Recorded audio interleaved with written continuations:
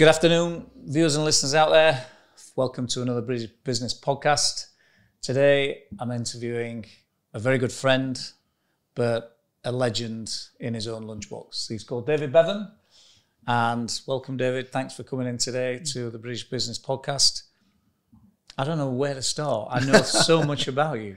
So I think what I'd like to do, if you don't mind, is you had a pivotal moment in your life. And the story that you told me about that was fascinating. And I think our viewers would really like that.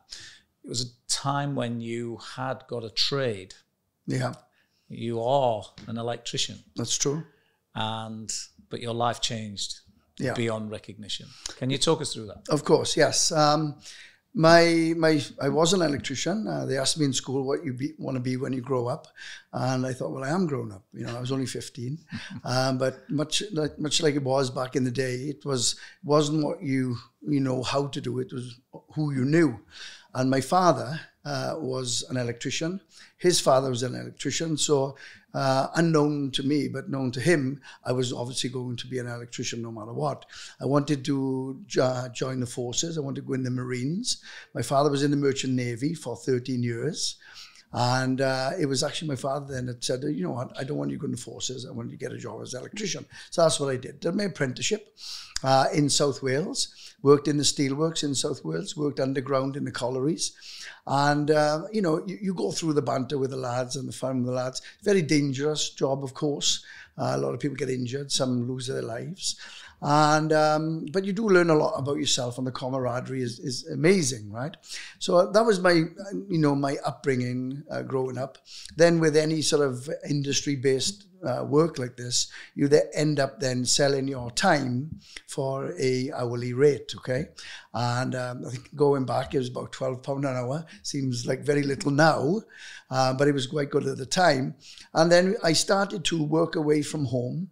I started to ask for jobs that were 7 days a week, 12 hours a day or more. How long ago was that? That was when I was 20 years old. I'm now 56 years old. 36 years ago. Yeah, so a long way ago. It seems like yesterday, though, as we often talk about, right? And I got a job. I was working abroad, and I wanted to come back home to the UK to work. And this was the time when the Channel Tunnel was being dug. It was one of the bigger jobs in Europe at the time, feat of engineering, as we all know now. And I got a job working on the tunnel. I got my friend a job. His name was Jonathan. We were in school together. We played rugby, had trials to play rugby for Wales together. He's an amazing individual as a guy. He was on a rugby tour with the local rugby team in Jersey. I called him up. I said, look, I've got a job on the Channel Tunnel. Do you want a job? And he came down. We took our induction together. And we worked on that job for about 4.5 years. And Jonathan had a young boy, Joseph. Joseph then was 10 months old when actually Jonathan then passed away. He was one of the guys, Michael, who was killed on the Channel Tunnel. So as a result of that, they say you have about 6 catalysts in your life. I think that was one of my first ones. And what I realized is I really didn't want to be doing what I was doing any longer. And then what do you do when what you've done all your life is all you know, and change is difficult for most people?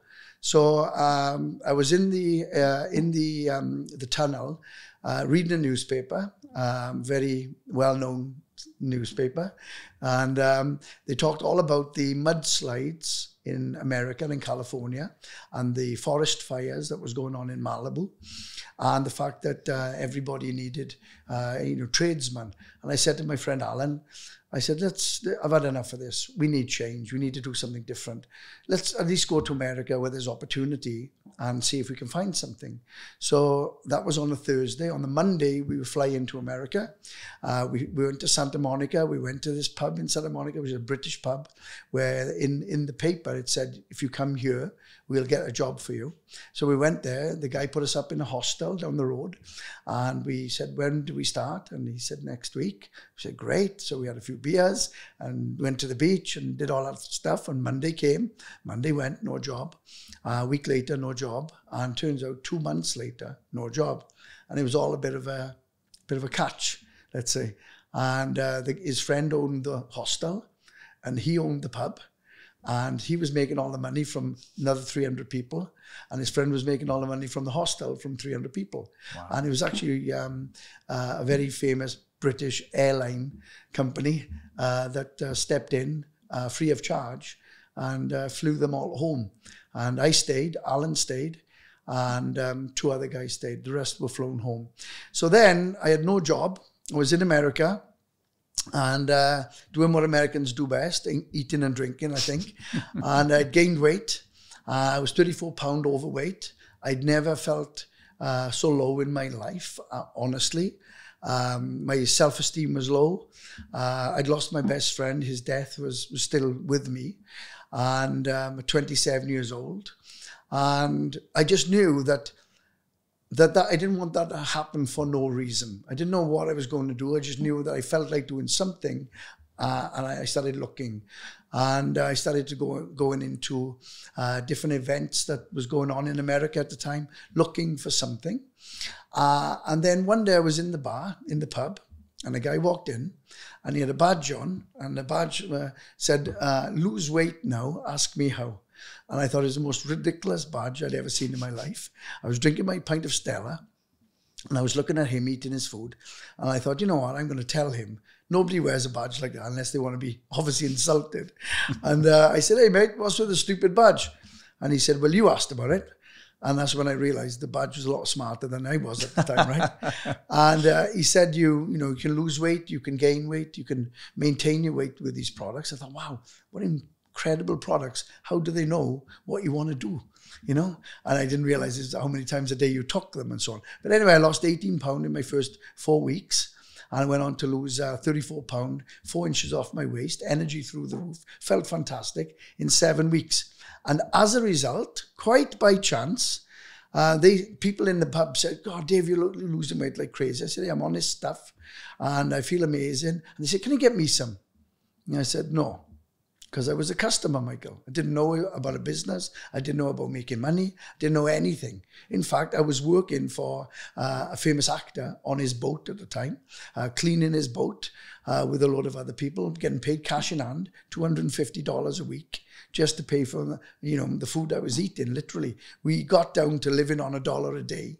That was our worst time. So we were really, really broke. I couldn't believe it. Couldn't leave a tip when you had a beer. Couldn't possibly give $1 or $2 for a tip for having a beer because obviously we were living on that money, right?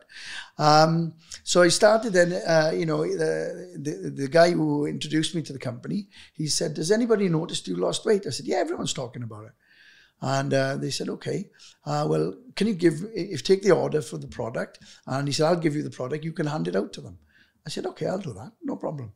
Because I knew everyone. And as a result, I got 12 customers in about 10 days. And Chris, my person who introduced me to the company, he said, here you go, there's $360. That's for you. I said, $360 for me? What have I done? Well, that's for handing out the product. I said, wow. I said, can I do that again? And he goes, yeah. I said, how many people can I get? He said, as many as you want. I said, this is good.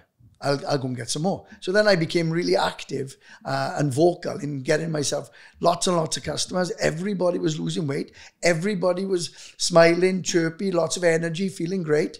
And I really, really believed I had found something very, very special. Wow. And so this badge that you've got on here says, are you earning what you're worth? Mm-hmm. And people come to you and ask the question, and it's a breaking... It's a way to break into the conversation with people. So that badge got me actually onto the products. This badge, I started wearing this badge over 20 years ago. Wow. I can't really begin to share how many millions obviously we've earned and how successful, but yes, 20 odd years ago. And I wear it especially, nowadays because of what's going on in the economy. There's a lot of people these days who want to work from home. Of course, a lot of people in the last 2 or 3 years have I've had a little taster of what it's like to work from home, to be in their garden, to be around the family, to be around the children, to not have to get up, and chase through traffic or sit on the trains and commute. So they live in nice houses, live in the countryside, get to enjoy the family and the lifestyle, and still carry on with their work. That's who we look for. I've been doing that now for 28 years. I've never been late for work once. I come down the stairs every morning. My missus comes down the stairs every morning. We have our breakfast together. We spend quality time together. And then she goes into her office, and because we do the same business together, I go into my office and the day starts. If it's sunny, we sit outside. I sit up in the garden, up on the patio. She likes the shade more, sits down by the house. But it really is a way to own your own life, to be around the people you love, that mean the most to you. The quality of life you can have is incredible. The health benefits, of course. And a lot of people, as I say, had a little taste of how this can be for them. And they went, oh my goodness me, if I could only live like this. Well, now, and because of what's happening in the economy, of course, utilities are going up, everything is going up, bills are everywhere, people are struggling. There's quite a bit of mental health in the world as well. And we're all becoming, lockdown was almost like a Vietnam, if you like. Everyone was taught to go, but nobody was taught to come home. And people were taught how to get locked down, but not taught to come out of lockdown. And I think a lot of people are struggling more than they're willing to share. And we're looking for those people. We're looking for people who want to make an extra $500 to $1,500 a month. When people say, oh, I see you looking at my badge.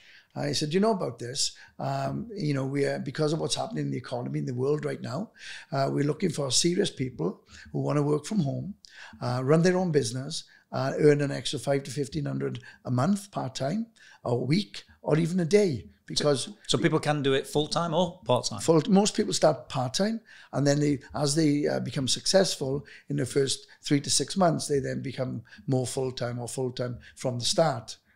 Yeah. There's an amazing quote from somebody I know both of us love, even now, as though because he's dead, Jim Rohn. Yeah. And he talks about working full-time. Yeah, work full-time on your job and part-time on your fortune.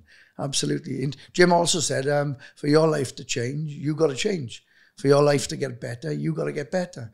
And it's so true, and yet it's so difficult to do. Most people are reluctant to change, but they expect things to change around them because they put their own destiny in other people's hands, which there's no need. Not today. There's answers everywhere if you're willing to look. Absolutely. You've got an amazing mindset because you had your words, you had a trigger moment in life where you actually saw somebody, and maybe you think that by you asking that person to come and work with you, that had an amazing impact on you. For our listeners and readers out there, what are the key things, though, you think it takes? Because it's not the big, powerful stuff, is it? It's the habits, it's the day-to-day stuff, it's the little things that you keep doing well. Mm-hmm. That has to come from mindset, doesn't it? And I know we've talked a lot about mindset and about how if you could believe, you can achieve. Yeah, it's a cliche. It's one of the coolest quotes you'll see anywhere, but it's so right, you know. And we look for people that are serious. We look for people who are willing to work and ready for change, you know.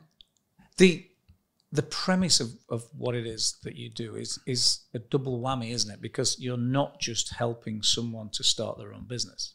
You're not just helping them with their lifestyle and their health, but actually it's about building this family, this network. Mm-hmm. And I know we've talked a lot about networking. Yeah. Actually, that's something that I believe that you are super cool at. And you make it look really easy. Can you talk a little bit about that and how you help people to help them to get into networking? Thank you for the compliment. I think it goes all the way back to my upbringing, I'll be honest. Like Peter Sellers, I think it was, said once. He said, I blame my parents, especially my mother and father. But my mother and my father were, they taught me about good habits, good values, good morals, and treat others like you want to be treated. And when this opportunity found me, I was desperate. People move forward because of inspiration or desperation. And I was both.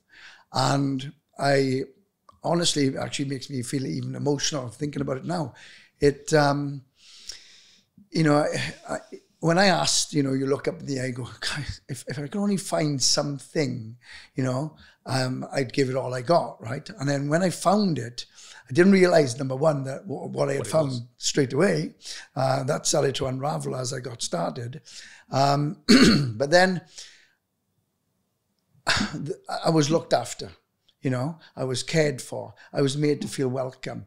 I was made to feel like part of the team. And that's something that stayed with me. So when we now recruit new people, when we bring them in, when we put them into our, proven success training structure, they get looked after. And, the things they tend to ask is, does it work? Can I do it? Will I get supported? And of course it works, have a look around you, see what's going on, the size of the houses, the lifestyle, the way people are living, and the cars they're driving, the money they have, how they're dressed, some people are wearing, tens of £1,000 watches, and I mean, so much, and of course it works. We're talking about a $10 billion company now, 95 countries around the world. Everything is in place. All we look for now is people are willing to work. And the training structure is in place, so they just copy what's there and they get supported as they go. Now, of course, if anybody shows up and they don't work, then it doesn't work for them. Simple as that. But really, there's no reason for people to fail any longer. We've got so good in the world that there's no need for hunger for some. There's no need to be overweight. There's no need to be unhealthy. Yeah. And there's no reason to be poor, And by the way, there's no reason to be alone or going through any sort of drama in your world alone when there's so many communities that can help you and support you and nurture you as everyone grows together. So I think I'm very lucky in so many ways of having the infrastructure of upbringing, but then also finding the right company, because the right company with the right products that is consumable in 30 days, let's say, is a phenomenal company. The company, as I say, is 10 billion. 73% of everything the company makes is given back to people like myself. And you can make a fortune part-time. You can make some serious money. You can make annual income monthly. And, it is actually, as you say, networking, residual income, building residual income. I think if people really understood what residual income was, they would walk through a wall to get it. Just to explain that for a few of our viewers and listeners out there. They're not going to know what residual income, what does that mean to you? Okay.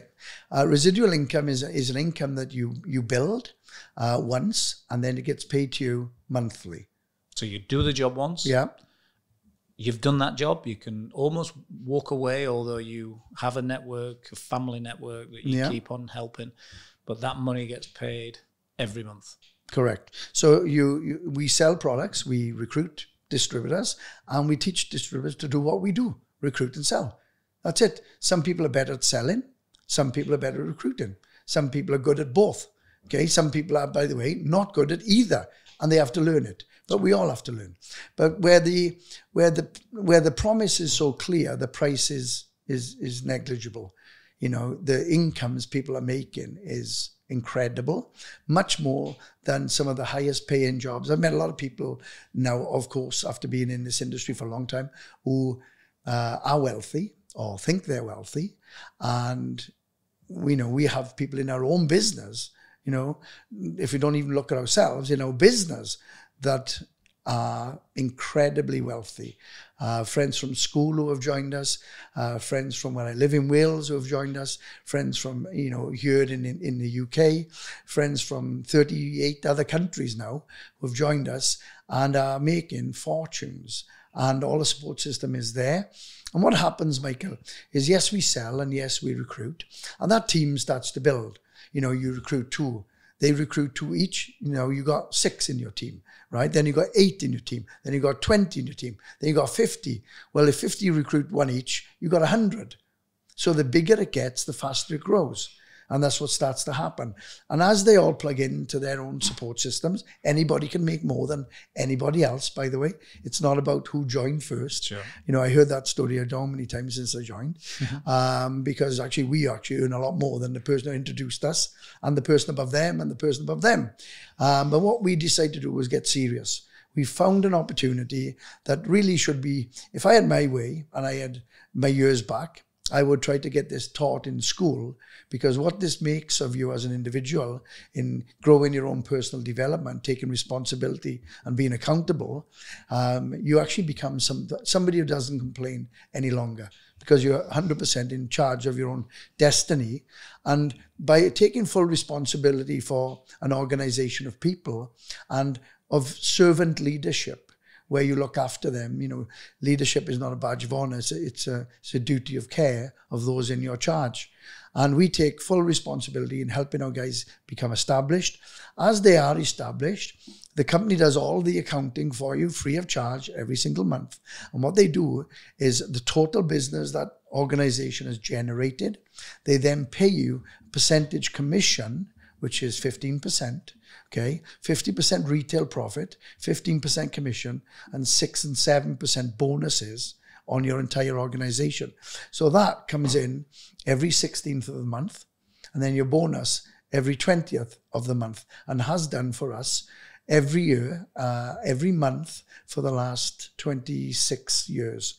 If we are away for 3 months, because we have many houses abroad, if we're away at one of the houses and we come back after 3 months, then behind the front door is hundreds of thousands of pounds, in checks or paid in the bank. It's incredible. So once you build it once, it pays you for the rest of your life. So you work hard for a year or 2, maybe some for 3 or 4, and you get paid for the rest of your life, whether you want it or not. So it's like a family. And I know, because I've seen some of the events, I've been to a couple of the events myself. The family unit that you create when the pandemic hit, because of these events, are so integral to you guys getting together often. Yeah. What happened then? Because that must have been such a devastating blow to the business. Yeah, it was. It was. I mean, firstly, that was obviously the distraction to the world of all of this, all over the world, right? Every industry, every business, every person, everyone, right? Everywhere. And our CEO is one of the most fantastic, highly decorated CEOs of many big companies, really. He said, I'll never forget the line, the pandemic didn't sit us down, it actually stood us up. And we stood, and as you say, with the community we have, we stood to be counted. And what we did is we adjusted. You focus 5% on the problem and 95% on the solution. Solutions are all there, especially with communication and technology today. So we just simply got on Zooms and we started talking. And you know what? It was an incredible experience, because more people were locked in their own homes. So they, if you called them, they answered the phone. There was no out. There was no I'm busy. In fact, they couldn't wait for you to call them, because they're talking to the wife and the kids are going nuts and so on. So we got them on Zooms. We showed them the products. They got started on the products. They ordered the products. The products got delivered. So nothing changed there, except we grew over 400%. The amount of people joining us grew. I mean, it was insane. We were and have been recruiting just in the UK and Ireland, just over 5,000 people a month now. Wow. So, and each and every one has a background in whatever they do. They're not unique in any way or special. They come with whatever they come with, and we dust them down, we polish them up. Some are damaged, some are broken. But one of our slogans with the company is, this is the average person's best chance to become wealthy. So we take the average person and we work on them and we work with them and we clean them up and we get their heads and we get their hearts and their minds back in the game, strengthen them. And through this difficult time of the pandemic, the community and the way the company works with its people became even stronger. And now going forward, this year and next, the goals we've set, the targets we're achieving are all record-breaking. So I think through every adversity comes opportunity, and in tough times, tough times don't last, tough people do, right? So we've become tough, we've become strong, we've got a proven plan, and our company and our future is breaking all records. So you could say that the pandemic actually strengthened your resolve. Absolutely. Wow. And there's not many people that can say that. Well, I'm glad for us that we had the opportunity to change. If we hadn't said yes to the opportunity, opportunity is never lost. It's just found by somebody who's more ready. And we were ready and we just said yes. Wow. If you were able, and I know you are, and you do it all the time, you stand up in front of 40,000 people and you help. The first thing you do is you help. You say to people, I'm here to help you guys. I know there'll be people on this podcast who are looking at you today thinking, this guy's told me an awful lot about how I can change. There may be some things that they could help themselves with, but is there any possibility that you could say how they could get in touch with you? So what is it that they need to do? Where do they need to look? Is there a website? Is your email address? Is it telephone? What is it that they can do to reach out to you? So yeah, I mean, yes, of course. If they want some support with the products, of course. We're helping people get healthy every single day. We're helping people join communities. We're helping people just get started on the road to change. And whatever that change is for them. And for each person that comes on board, they bring with them different requirements, different wants, different needs. My email address is davidbevan@btconnect.com. And if somebody was to email me, then I'd point them in the right direction. There's no question about it. We are looking, the company's looking. Over these next 2 years, we're going to recruit more than we've ever recruited. We're going to save the souls and help the lives of so many people that need us, actually much more, I think, than they've ever needed anyone. And we're here, we're ready, and we're going to help all of those people. It's only the names will change, Michael. Wow. It's been amazing today, David. Is there anything else that you want to say to our listeners out there? Is there anything else that you've maybe not touched on or thought, I'd like to get this over today? Are you comfortable with everything we've talked about? Yes, we're ready to work with these people, and yes, this is a business, and yes, you do have to work, of course, right? Working works, and hard work works, and when we are hard workers, we love what we do. They say, find something you love, and you will never work a day in your life, right? And we absolutely love it. Do we need to work? No, I'm 56 years old. We retired when I was 33 after 5 years in the business almost, right? Retired, done, life off.